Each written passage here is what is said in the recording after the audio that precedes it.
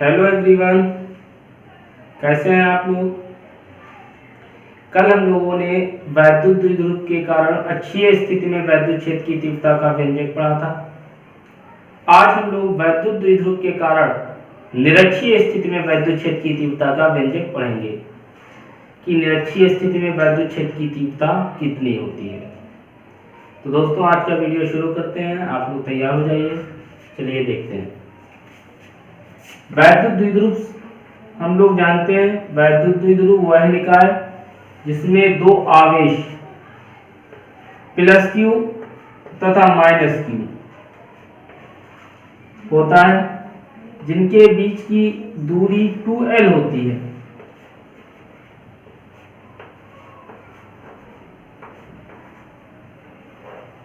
देखिए, यहां पर एक वैद्युत द्विध्रुव AB बना हुआ है। इस वैद्युत द्विध्रुव AB में दो आवेश प्लस क्यू तथा माइनस क्यू हैं, जो कि बराबर और विपरीत है, और इन आवेशों के बीच की दूरी 2L है। अब यहाँ पे हमें इस वैद्युत द्विध्रुव के कारण निरक्षीय स्थिति में वैद्युत क्षेत्र की तीव्रता निकालनी है। तो देखिए, अब निरक्षीय स्थिति में निकालेंगे तो हम वैद्युत द्विध्रुव के मध्य बिंदु O से स्मॉल r डिस्टेंस पर एक पॉइंट P कंसीडर करते हैं। तो हमने मान लिया ये मध्य बिंदु O से स्मॉल r मीटर दूरी पर एक पॉइंट P है, और यहाँ पर हमें वैद्युत क्षेत्र की तीव्रता ज्ञात करनी है। अब देखिए दोस्तों, आवेश दो है, एक प्लस क्यू है, एक माइनस क्यू है। तो प्लस क्यू आवेश के कारण जो वैद्युत पर रेखाएं होती हैं वो बाहर की ओर जाती हैं, और माइनस क्यू आवेश के कारण वैद्युत बल रेखाएं अंदर की ओर आती हैं।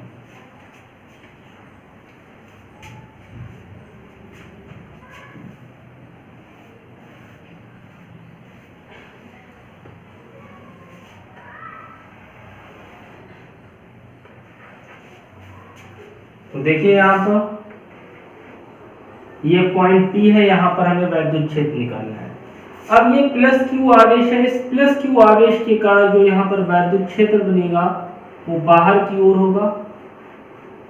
वैद्युत क्षेत्र को हम लोग E से लेते हैं। अब ये प्लस क्यू आवेश के कारण बना, प्लस क्यू आवेश बिंदु A पर है, तो हम इसे EA कह देंगे। अब देखिए दोस्तों, यहाँ पर माइनस क्यू आवेश है। माइनस क्यू आवेश के कारण वैद्युत बल रेखाएं अंदर की ओर आती हैं, तो यहाँ पर वैद्युत क्षेत्र की दिशा अंदर की ओर होगी। अब देखिए, ये भी एक वैद्युत क्षेत्र बना, ये बिंदु B के कारण बना, यानी कि माइनस क्यू आवेश बिंदु B पर है, तो इसे हम लोग EB कहते हैं। अब यहाँ पर देखिए, वैद्युत क्षेत्र EA और EB बना हुआ है। अब EA और EB वैद्युत क्षेत्र, तो हम सबसे पहले लिखेंगे बिंदु आवेश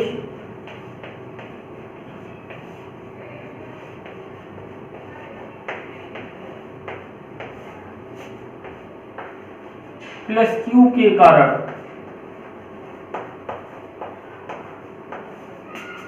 बिंदु P पर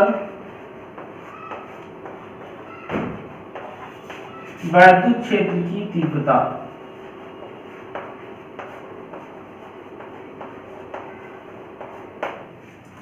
तो देखिए, बिंदु P पर प्लस क्यू आवेश के कारण EA वैद्युत क्षेत्र बना है, तो हम लोग लिख सकते हैं EA बराबर 1/4 pi epsilon not K into Q upon. अब देखिए, हमें यहां से A से P तक की डिस्टेंस चाहिए। अब A से P तक की डिस्टेंस निकालने के लिए यहाँ पर हमें यहाँ पर AOP एक समकोण त्रिभुज मिल रहा है, तो यहाँ पर हम लिख देंगे समकोण त्रिभुज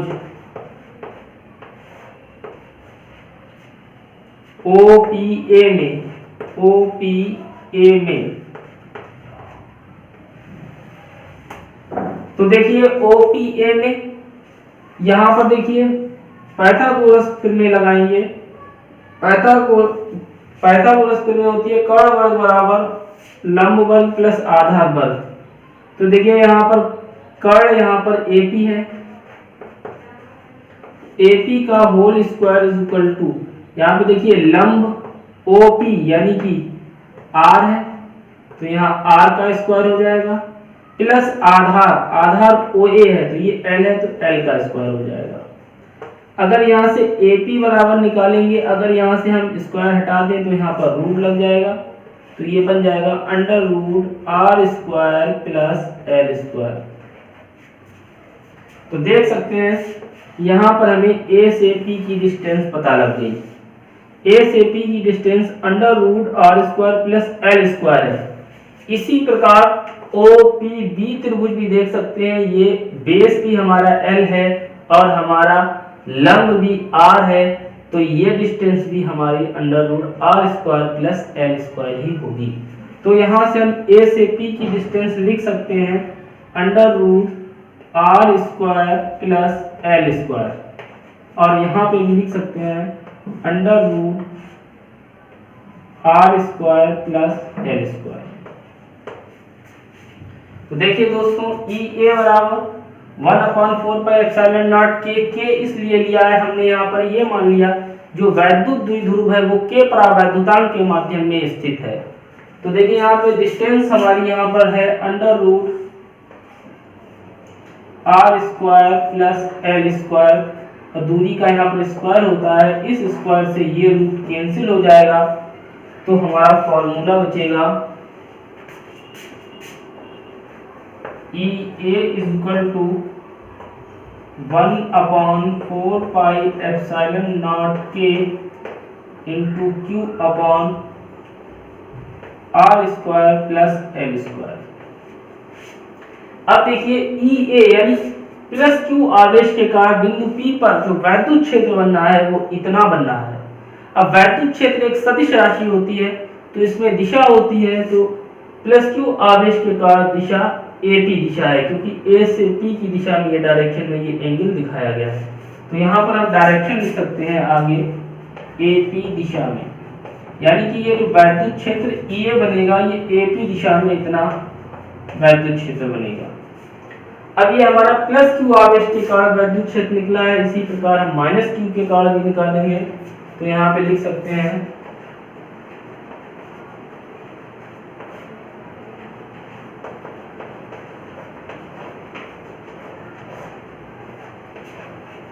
माइनस Q के कारण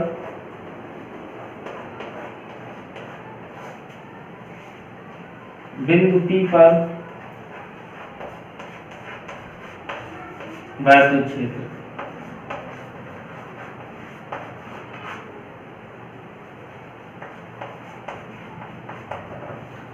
अब देखिए माइनस Q के कारण वैद्युत क्षेत्र EB बन रहा है, तो हम लिख देंगे EB is equal to 1/4πε0 K into Q upon, अब देखिए यहाँ पर भी डिस्टेंस B से P की distance under root R square plus L square है, इसका इसी तरीके से जब होल स्क्वायर किया जाएगा तो रूट कैंसिल हो जाएगा, बचेगा R square plus L square. अब देखिए ये दोस्तों, ये डायरेक्शन वैद्युत क्षेत्र की अंदर की ओर है, तो ये दिशा P से B की तरफ तीर है, तो ये दिशा हो गई PV दिशा में, PV दिशा में।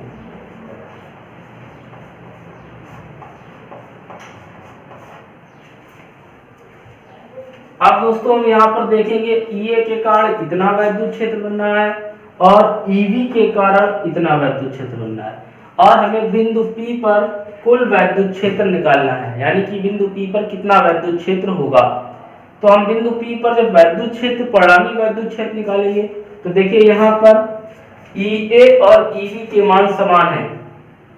यहाँ पर EA 1/4πε0 K Q/R square plus L square है, और EV भी इतना ही है, यानी कि दोनों आवेश समान है, लेकिन यहाँ पर जो वैद्युत क्षेत्र की दिशाएं हैं वो एक दिशा में ना होकर विपरीत दिशा में है। तो यहाँ पर हम परिणामी वैद्युत क्षेत्र निकालने के लिए EA और EV को घटकों में वियोजित कर लेंगे। तो यहाँ पर थोड़ी सी ज्यामिति देखते हैं।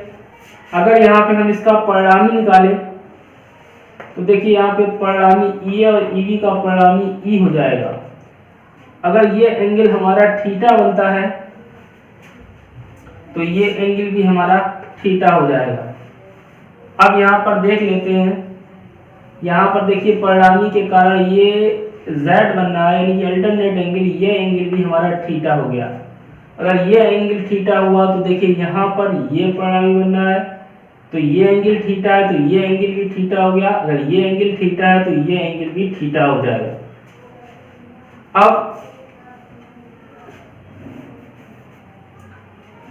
अब इसे हम लोग घटकों में वियोजित कर लेंगे। घटकों में वियोजित करने के लिए देखिए ई ए को जब घटक में वियोजित करेंगे तो घटक दो प्रकार के होते हैं, नंबर 1 ऊर्ध्वाधर घटक, नंबर 2 क्षैतिज घटक।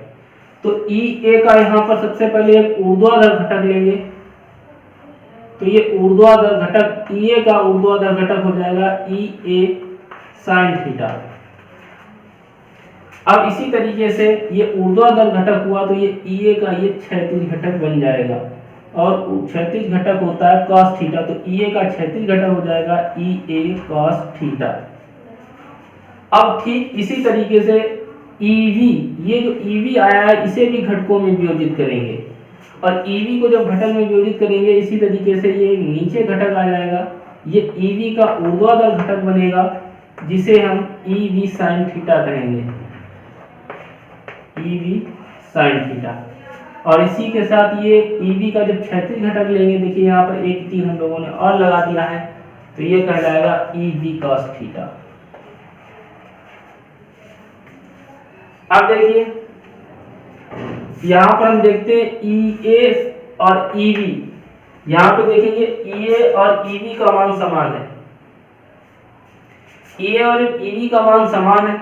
अब देखिए यहाँ पर बिंदु P पर E A sine theta, E B sine theta, अगर ई ए ईवी बराबर है तो ये परिमाण में समान हो गए लेकिन दिशाओं में विपरीत हैं, इसलिए ये एक दूसरे के प्रभाव को निरस्त कर देंगे। ई ए साइन थीटा व ईवी साइन थीटा परिमाण में समान है लेकिन डायरेक्शन में अपोजिट हैं, इसलिए एक दूसरे के इफेक्ट को कैंसिल कर देंगे।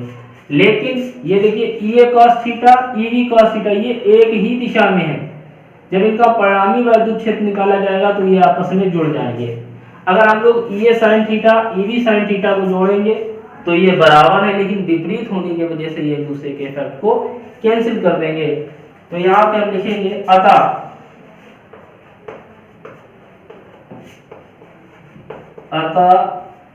बिंदु P पर परिणामी वैद्युत क्षेत्र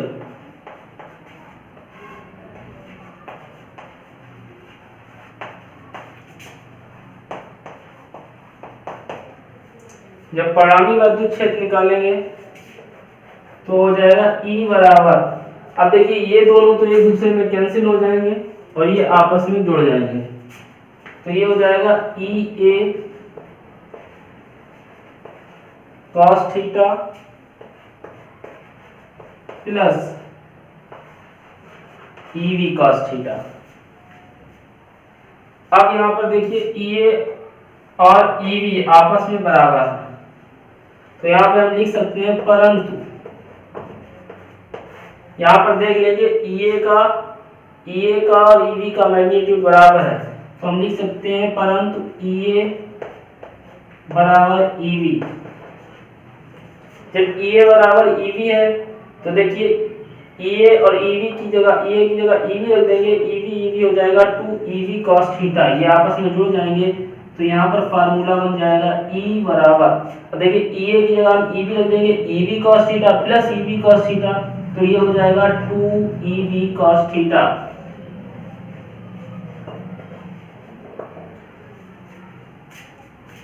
टू ईवी cos थीटा हो जाएगा।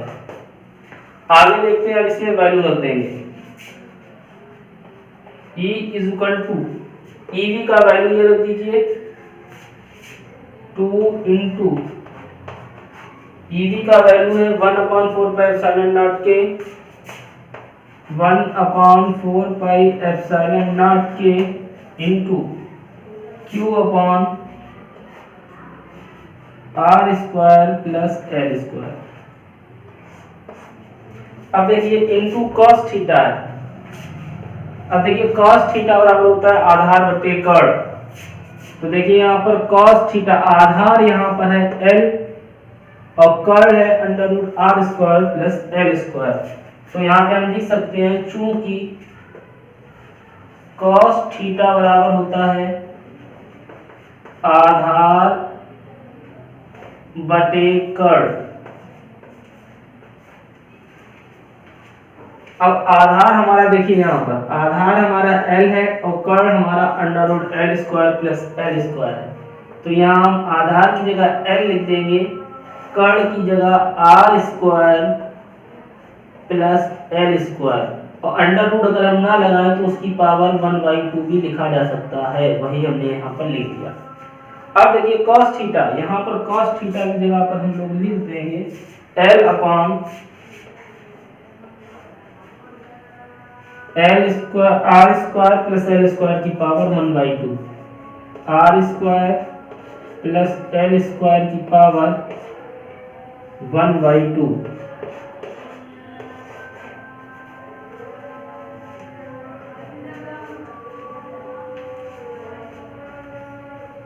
आगे देखिए दोस्तों, अब देखिए 2QL ये आ रहा हमारा बन गया P। तो E इज इक्वल टू हम जानते हैं चूंकि P बराबर होता है Q इंटू 2L। तो देखिए Q इंटू 2L ये बन गया P। तो हमारा और यहाँ पर देखिए R square plus L square की पावर 1 है और ये 1/2 है, 1 प्लस 1/2। तो ये हो जाएगा 2 एकम 2 और 1 3, 3/2। गुणा में घातें जुड़ती हैं तो ये R square plus L square की पावर 1 है, यहाँ पर 1/2 है, दोनों को जोड़ेंगे तो 2 एकम 2 और 1 3/2 हो जाएगा। तो यहाँ पर फार्मूला बन जाएगा 1/4 epsilon naught K into 2QL की जगह ये हमारा बन गया P अपॉन ये बना R square plus L square की होल पावर 3/2। दोस्तों एक फार्मूला आया।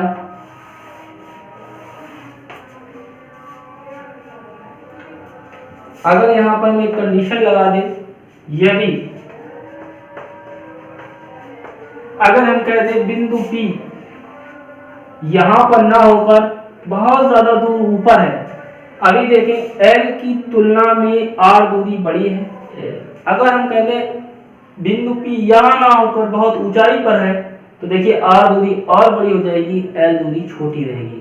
तो R की तुलना में L दूरी छोटी है, तो छोटी संख्या का स्क्वायर करेंगे तो और छोटी, फिर पावर 3/2 करेंगे और छोटी, लगभग ये इतनी छोटी राशि हो जाएगी। इसे हम लोग नगण्य मान सकते हैं, इसे छोड़ सकते हैं। तो यहाँ पर यदि R दूरी बहुत बड़ी हो L से, तब L स्क्वायर को छोड़ने पर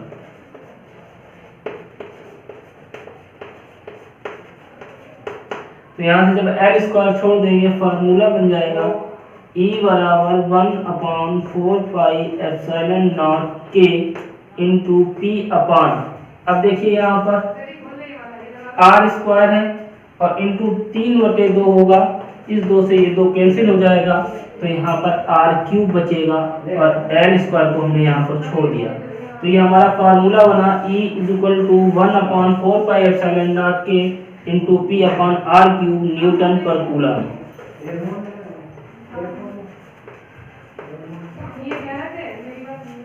यही दोस्तों हमारा वैद्युत द्विध्रुव के कारण निरक्षीय स्थिति में वैद्युत क्षेत्र की तीव्रता का सूत्र होता है। अगर हम ये कहते हैं वैद्युत द्विध्रुव वायु या निर्वात में स्थित है तो इसकी जगह k बराबर 1 रख देंगे, तो हमारा फार्मूला बन जाएगा